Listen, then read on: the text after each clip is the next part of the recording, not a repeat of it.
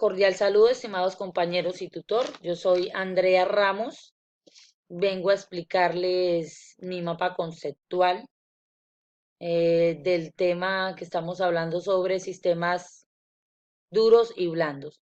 Cuando hablamos de sistema, decimos que estos se usan para optimizar recursos, tiempo y esfuerzo humano.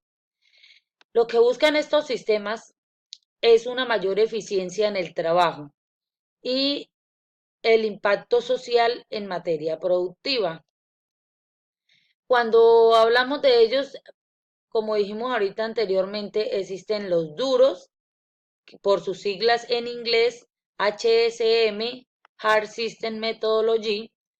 Ellos se basan especialmente en el análisis de situaciones, usan una técnica cuantitativa, trabajan bajo procesos de razonamiento formal, poseen propiedades que no se prestan a interpretaciones de diferentes significados.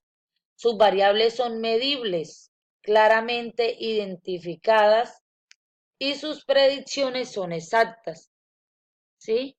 Su objetivo principal es solucionar un problema mediante un proceso bien estructurado y van enfocados a la parte tecnológica. Esto quiere decir que los objetivos de ellos, o sea, son claros, ¿sí? Y tienen una medida de desempeño. Los sistemas, en este caso, se pueden dirigir, por ejemplo, un ejemplo sería una línea de producción, ¿sí? Y los problemas en este caso son más fáciles de solucionar. Por ejemplo, yo quiero producir 20 pantalones más diarios, o sea, una empresa de dotaciones, por así decirlo. Necesitamos producir 20 pantalones más diarios. Es simplemente buscar el sistema, ya sea en la parte tecnológica o el recurso humano, que me aumente esta producción.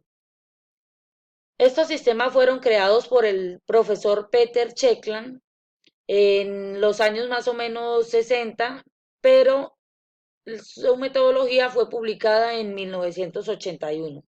Hablemos ahora de lo que son los sistemas blandos, en su sigla en inglés SSM, Soft System Methodology. Estos ya van manejando es una técnica cualitativa, acercan a situaciones complejas y con alto componente social, político y humano. Y se aplican en sistemas estructurados como grandes empresas, por ejemplo, Bavaria, Argos, Éxito, almacenes de cadena o empresas a nivel nacionales e internacionales. Van enfocados a la actividad humana. ¿Qué quiere decir? Por ejemplo, una empresa de muebles, resulta que es que el cliente se me está quejando porque el producto final, ¿sí? No es un producto de muy buena calidad, entonces ya entramos a mirar dónde está habiendo la falla, ¿sí? Porque no tenemos muy bien especificado este problema. ¿Qué pasa? La falla puede estar en la materia prima o en que el talento humano que está produciendo esa mueblería no está bien calificado. Pueden ser muchos factores, ¿sí? Entonces, podemos decir que están constituidos por 9 etapas o estadios. En este caso, el primer estadio es la descripción de la situación objeto, ¿sí? ¿Qué está sucediendo? Esta descripción se logra mediante unos interrogantes del cómo. Entonces, cómo se encuentra estructurada la situación de estudio, cómo se relacionan los subsistemas con la situación. Cuando hablamos de los subsistemas son las áreas o los departamentos que hacen parte de esa organización como tal, de esa empresa.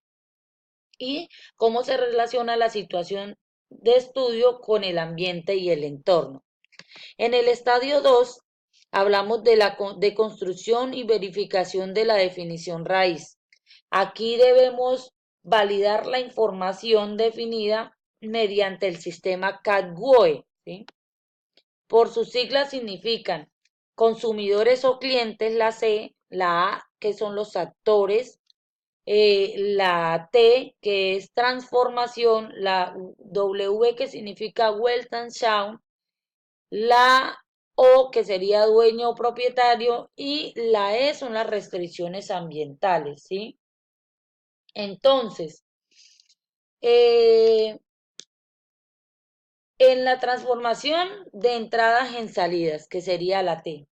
En el cliente es el beneficiario o víctima de T, ¿sí? Que es el producto, como por así decirlo.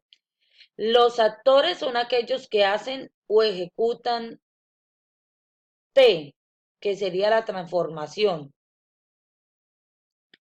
Weltanschauung sería la visión del mundo o punto de vista, que da origen a la definición raíz. El dueño de la situación tiene la autoridad para detenerte, o sea, para detener la transformación de ese producto o de ese proceso. Y las restricciones del ambiente son las limitaciones impuestas por fuentes externas, por ejemplo, los cambios de clima, la producción de la materia prima y todo este tipo de cosas que están relacionadas. En el estadio 3 hablamos de construcción de modelos conceptuales. Aquí debemos de tomar verbos de acción, ¿sí? Describir idealmente qué se debe hacer en el sistema. El estadio 4 es la transformación de modelos conceptuales a modelos objetivos, trabajar herramientas modelado UML, ¿sí? Entonces, en este caso hacemos un diseño de diagrama de caso de uso y modelar estructura estática del sistema. En el estadio 5 hablamos de comparación de modelos conceptuales sobre la situación actual y aquí debemos de generar una tabla. En este caso se comparan las actividades del estadio 3 con situación actual, ¿sí? Con lo que está pasando actualmente. Generamos una tabla donde serían las actividades, la SA, que es la situación actual, la MCI, que sería el modelo conceptual, MS2, que sería sistemas de actividad humana, y por último, observaciones. En el estadio 6 hay una propuesta de cambio sobre la situación actual. Aquí planteamos, como acabamos de decirlo, cambios, ¿sí? Aquí básicamente se genera otra tabla donde planteamos cambios deseados de acuerdo a actividades del estadio anterior, que sería el estadio 5. Los enfoques de esta tabla serían los cambios estructurales, por ejemplo, en el organigrama, estructura, responsabilidades, estructura del grupo, ¿sí? El otro cambio sería, por ejemplo, de procedimiento, que sería eh, verbales o documentales, por ejemplo, en que se comprometen los agentes, ¿sí? Las personas que están produciendo, que están trabajando en esta empresa. Y el otro sería el cambio de actitudes, que serían las formas de actuar del personal o de pensar y de valorar el comportamiento, o sea, si la forma en cómo están actuando es una forma adecuada o inadecuada. En el estadio 7 hacemos un diseño de sistema de información y concluimos con un análisis modelando, ¿sí? En esto hacemos una estructura dinámica del sistema mediante herramientas UML con diagrama de secuencia. Ya en el 8 ya es simplemente la implantación de los cambios que habíamos hablado aquí en el estadio 6. Y por último, en el estadio 9 la implantación de un sistema propuesto. El objetivo de estos sistemas son solucionar problemas situacionales aplicando sistemas estructurados. Esto ha sido todo por el momento. Muchas gracias por la atención prestada.